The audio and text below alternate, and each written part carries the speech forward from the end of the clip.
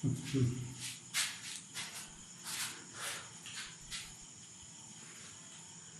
morning student, myself Praduman, your physics teacher for class 9 and 10 in Modern International School, Hiswa. Today just I am going to discuss a topics for class 9 from unit 2, force and laws of motion. Your today's topic is Newton's third laws of motion. In previous class just I have discussed about Newton's first law, Newton's second law.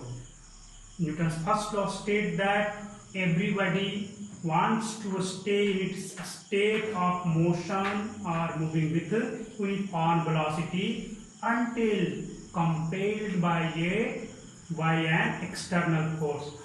और इस प्रकार से बोल सकते हैं a body is always continue in its state until external force applied on them. State means either it is in rest or moving with uniform velocity or in a particular direction. They always want to maintain their state. And second law, what is second law? Rate of change of linear momentum of a body is directly proportional to applied force. That means momentum तो आप जानते हो. What is momentum? The product of mass and velocity of the body is called momentum, and rate of change of momentum is known as force. Just I have discussed, just watch the previous video. Today's topic is Newton's third law.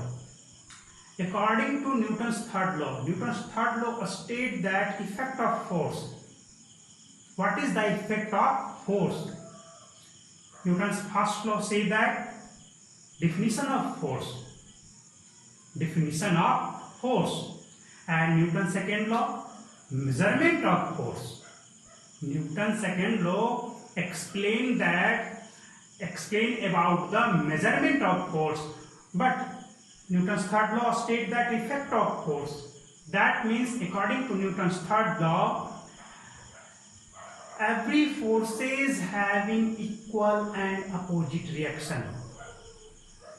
Every force acting on a bodies has equal and opposite reaction.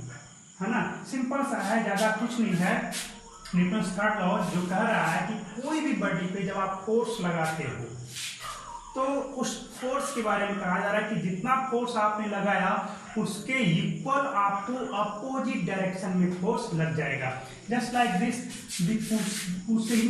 I am pushing this board with some forces, then wall is also push my hand.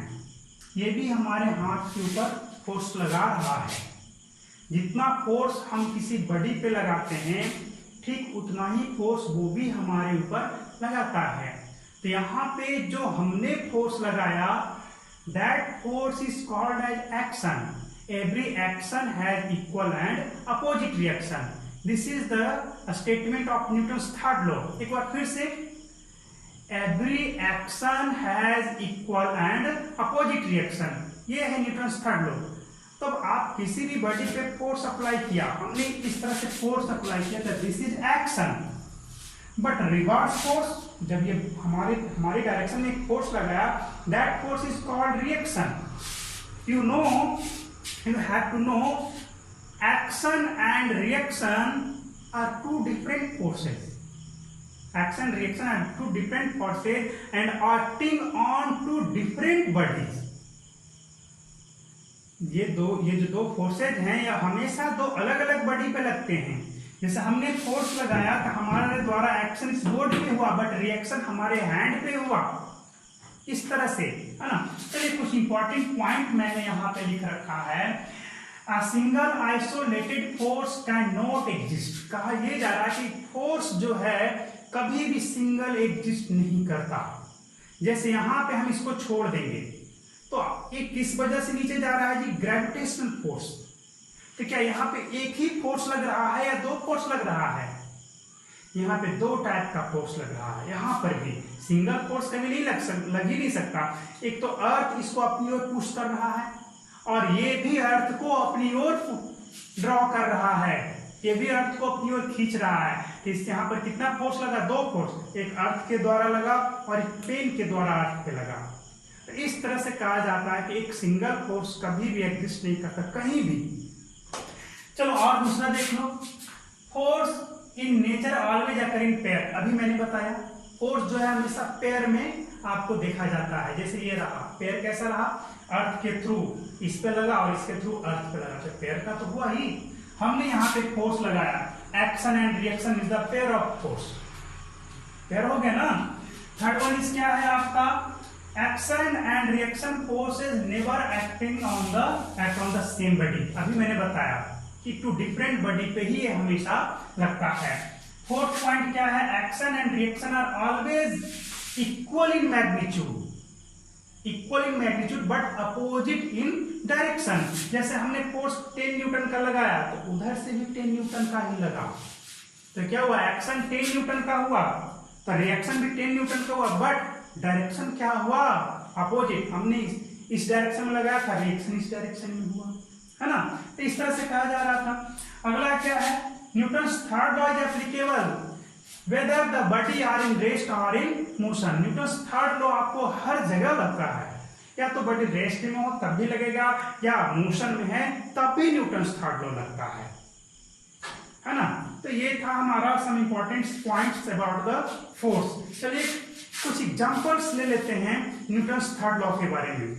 First example is when a ball drop from some height.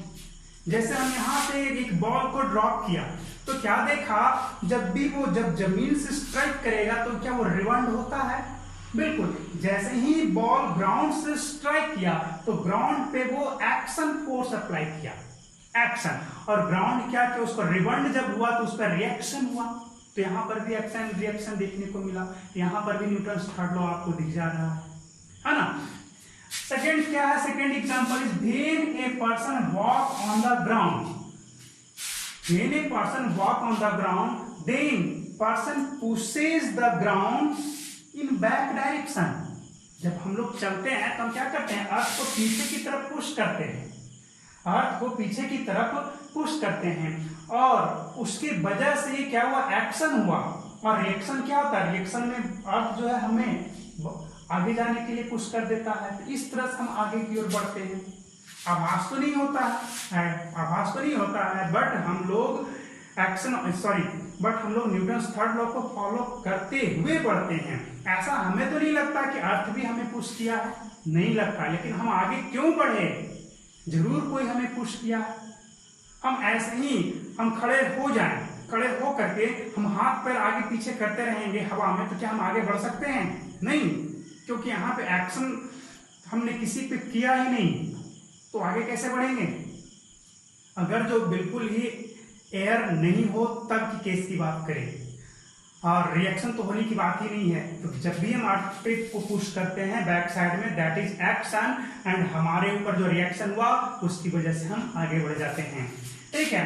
Another topic is while swimming a man in water tank, और water बोल सकते हो।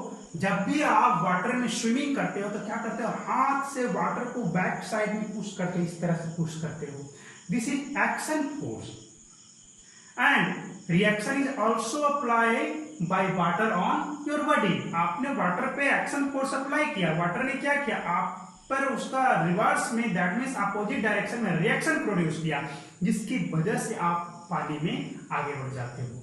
तो यहाँ पर भी Newton's third law applicable लग रहा है। यहाँ पर भी एक्शन और रिएक्शन देखने को मिल रहा है। एक्शन क्या हुआ? आपने वाटर को पीछे की ओर पुश किया, उसका रिएक्शन क्या हुआ? वाटर आपको आगे बढ़ा दिया, हुआ ना। तो यहाँ पर भी आपको न्यूटन्स थर्ड लॉ लग रहा है। चलो आगे देखो और कुछ। When a person jumps out of A boat, when a person jumps out of A boat, जैसे क्या है?